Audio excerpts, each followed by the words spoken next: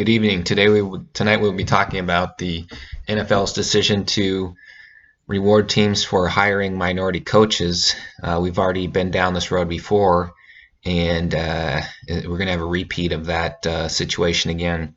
I think there's one of two motives, or both, from the NFL for this decision. I think the first one, of course, is always money, and I have a master's in finance, and it shows that companies that do those sort of political moves, not outright political moves such as endorsing someone like Biden or Trump, but doing a move that, like taking action on climate change or racial issues or taxes, that's a political move. And this is clearly a political move.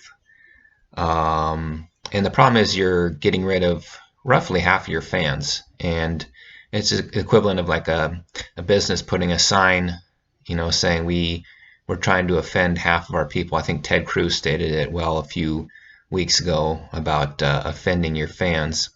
Really serves no purpose there. You keep those kinds of, like Nixon hated Jews. You keep that stuff to yourself. You can't control what pops into your head, but you got to keep that stuff to yourself.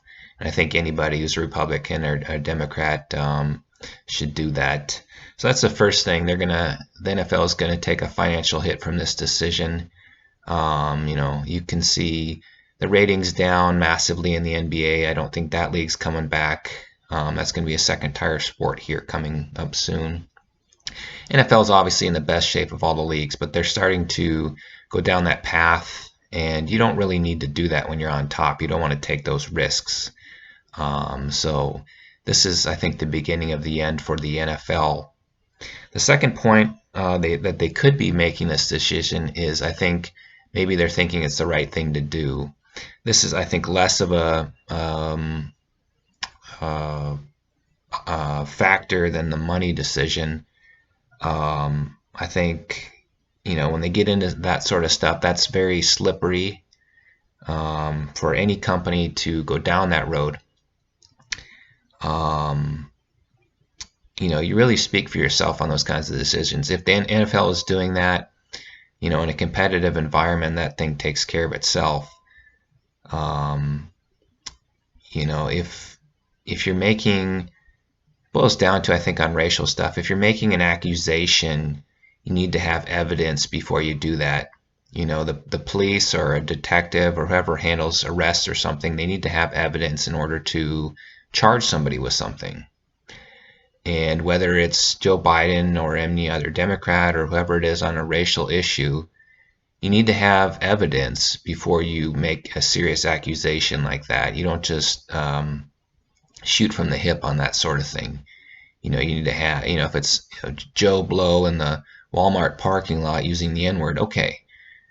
If it's, if you think a company like Microsoft is discriminating against Hispanics, you need proof like that. You can't just say, "Oh, my friend Hector wasn't hired there." Most of the people I know who want a job at Microsoft haven't been hired there. You can't just go off an isolated incident like that. So you need to have access to that sort of thing, to do that.